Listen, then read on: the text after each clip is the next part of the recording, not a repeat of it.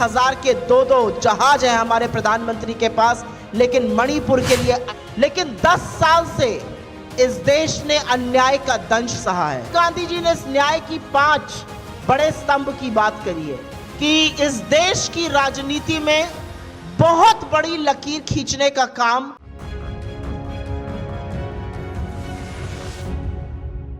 देश नीति केवल सच्ची और पक्की खबरें। आप सबको मेरा सादर प्रणाम।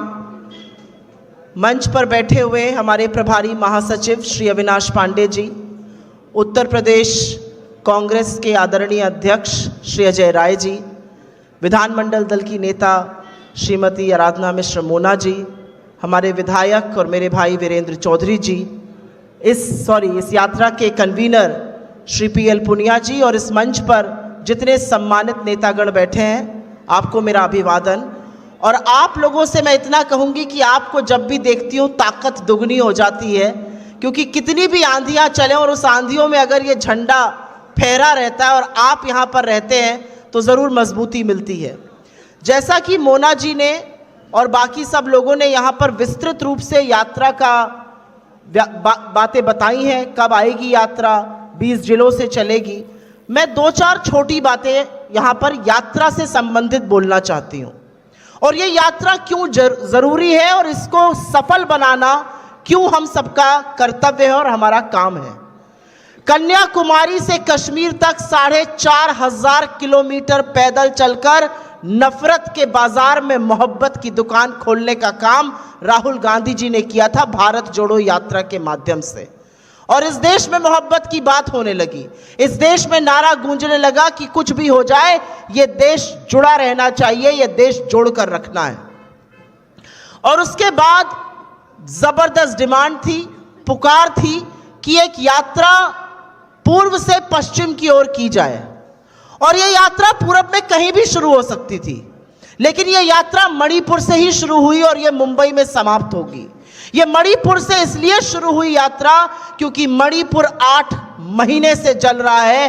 8,000 के दो जहाज हैं हमारे प्रधानमंत्री के पास, लेकिन मणिपुर के लिए 8 मिनट नहीं है।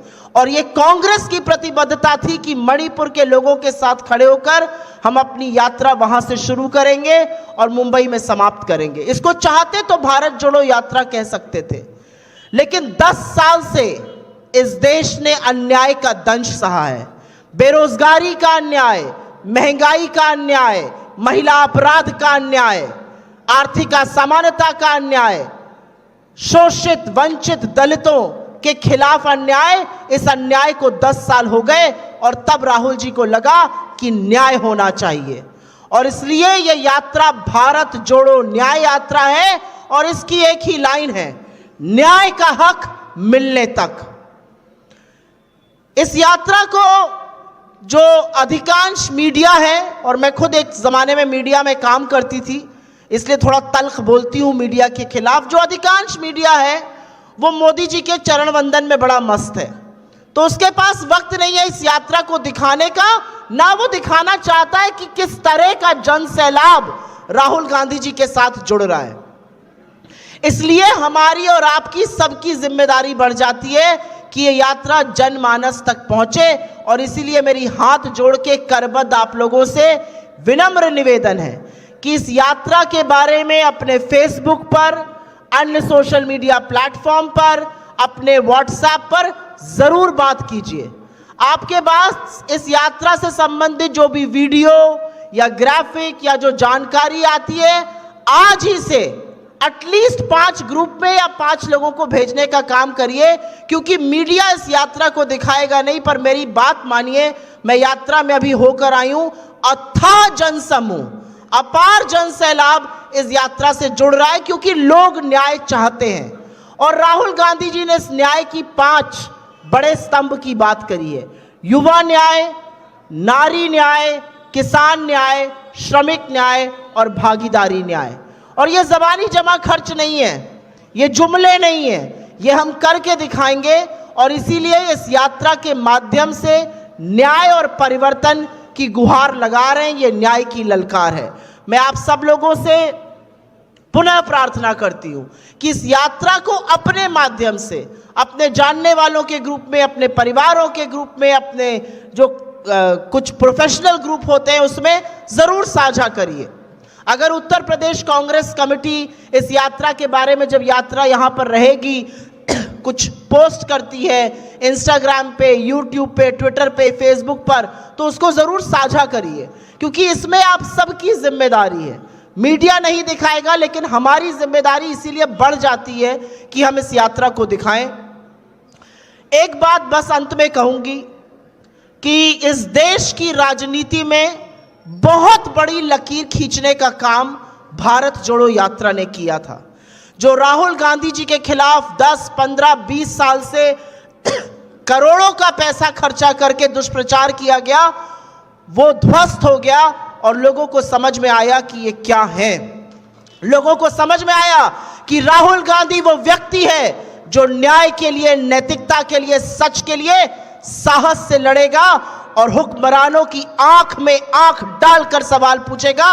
उसको कोई फिक्र नहीं है कि उसका 20 साल पुराना घर या उसकी आप मेंबरशिप को भी कैंसिल कर दीजिए। राहुल गांधी वो शख्स है, वो 280 वर्ड का एक ट्वीट कर देते हैं तो सारी मोदी सरकार हिल जाती है। और जिस किसी को लगता है कि कांग्रेस कमजोर है, वो प्रधानमंत्री का लोकसभा का भाषण कल का सुन ले। 110 मिनट बोलने वाला प्रधानमंत्री 78 मिनट कांग्रेस पर ऐसे ही नहीं बोलता है। उसको पता है कि अगर उससे कोई लड़ सकता है, अगर उसके खिलाफ कोई खड़ा हो सकता है, अगर उसकी आंखों में आंखें डालकर कोई सवाल पूछ सकता है, तो वो कांग्रेस पार्टी है। आपके जैसे कांग्रेस के कार्यकर्ता हैं, आपके जैसे कांग्रेस के सिपाही हैं और हमारे राहुल गांधी जी जैसे नेता हैं। तो इस यात्रा को जहां से भी ये जाएगी सफल बनाना हम सबका काम है। जितने ज़्यादा लोगों को जोड़ सके, इसके बारे में जितनी चर्चा कर सके, वो ज़रूर कीजिएगा। आज शाम को, जैसा कि महासचिव जी ने आपके सामने कहा था, एक कल्चरल प्रोग्राम है, एक सांस्कृतिक कार्यक्रम का आयोजन किया गया है इंदिरा गांधी प्रतिष्ठान में।